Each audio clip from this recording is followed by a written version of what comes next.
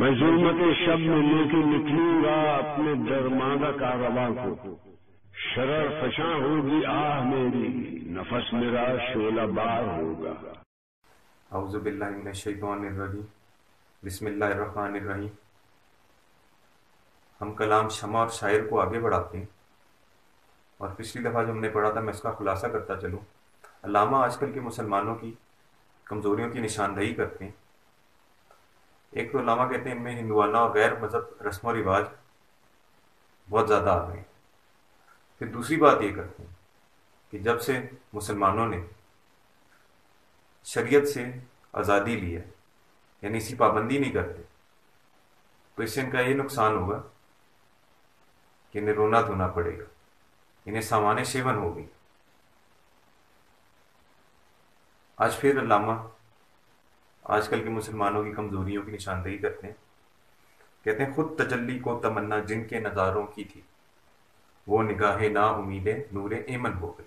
کہتے ہیں خود تجلی کو تمنا، یہ کون سی تجلی ہے؟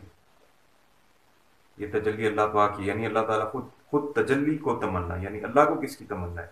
خود تجلی کو تمنا جن کے نظاروں کی تھی۔ کن کے نظاروں کی تھی؟ اللہ تعالیٰ تمنا کرے کسی کو دیکھنے کی، وہ تو ہے ہی بصیر، دیکھنے والا، اس کے تو سب نظر میں۔ تو یہ کن کے نظاروں کی بات کر رہے ہیں؟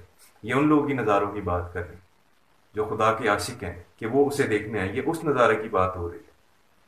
تو کہتے ہیں اللہ تعالیٰ کو کیا تمنا ہے؟ خود تجلی کو تمنا جن کے نظاروں کی تھی، اس سچے مومن کے نظارے کی، کہ وہ اس کے خدا کے عشق میں اسے دیکھنے آئے، اس کی چھات میں ایک جد و جہد کرے۔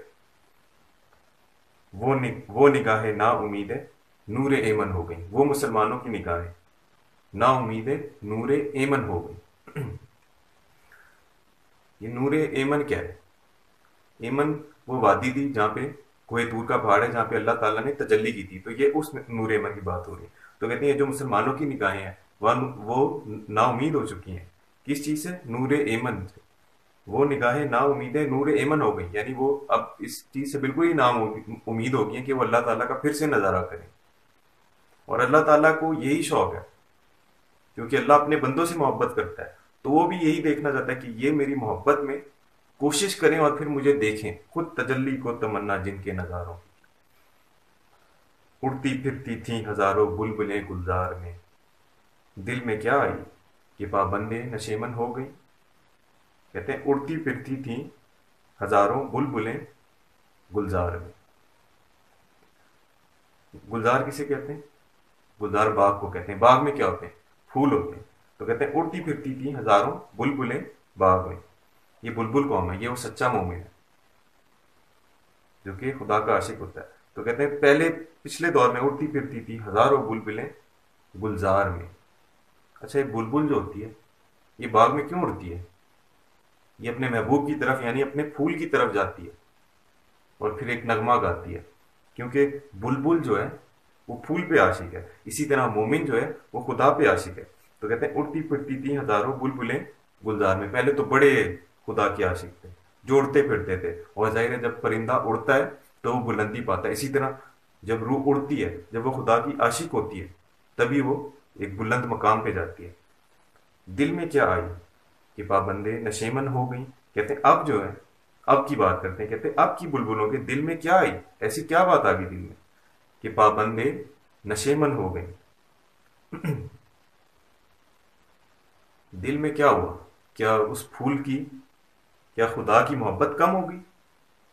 تو اس سے کیا ہوا کہ پابندیں نشیمن ہو گئیں۔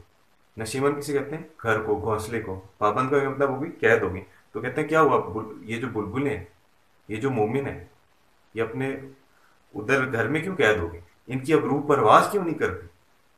کیونکہ ان کے دل میں کوئی ایسی باتیں آ گئی ہیں، ان کے دل میں دنیا کی محبت آ گئی ہے، پیسے کی محبت زیادہ آ گئی ہے، ہوس، حرص و لالچ بڑھ گئی ہے، اور مختلف جو روحانی بیماریاں ہیں وہ ان کے دل میں بڑھ گئی ہیں۔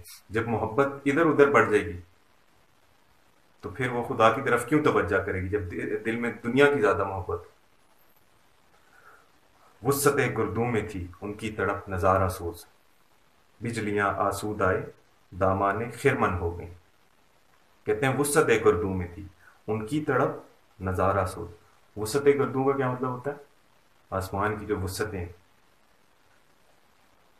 کن کی تڑپ تھی؟ وہ وسعت گردوں میں تھی، ان کی طرف نظارہ سوز، یعنی جو پرانے مومن تھے ان کی جو خدا کے لیے تڑپ تھی وہ نظارہ سوز تھی، یعنی اسے دیکھ کے بندہ اس کے دل میں غم آ جاتا تھا کیونکہ ان کی تڑپ اتنی زیادہ تھی۔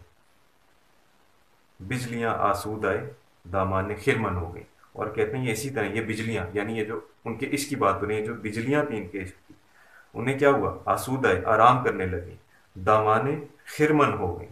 دامان خرمن یعنی ایک غلے کے پلوں میں، یعنی غلے کے ساتھ ہو گئی ہیں وہ بجلیاں، ایسے ہیں کہ کسی غلے کے ساتھ گر گئی ہیں، اب وہ آسمان کی وسعتوں میں نظر نہیں آتی جس طرح، اور یہ بیان وہ اسی لیے کر رہے ہیں، اسی طرح خدا کا عشق بھی جو ہے اب وہ نظر نہیں آتا، وہ لگتا ہے وہ کہیں اور ہی چلا گیا۔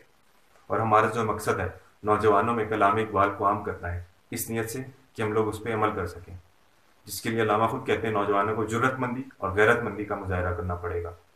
اگر جوان ہوں میری قوم کے جسور و غیور، تو کلندری میری کچھ کم سکندری سے نہیں۔ کہتے ہیں اگر میری قوم کے نوجوان جسور ہوں، نہایت جرت مند ہوں تو غیور، اور نہایت غیرت مند ہوں تو کلندری میری کچھ کم سکندری سے نہیں۔ یہ جو میرا کلندرانہ کلام یہ کسی سکندری سے کم نہیں ہوا، یہ کسی سکندری اعظم سے کم نہیں جس کی بڑی شان و شوکت تھی، جس نے آدھی دنیا فتح کی۔ شکریہ۔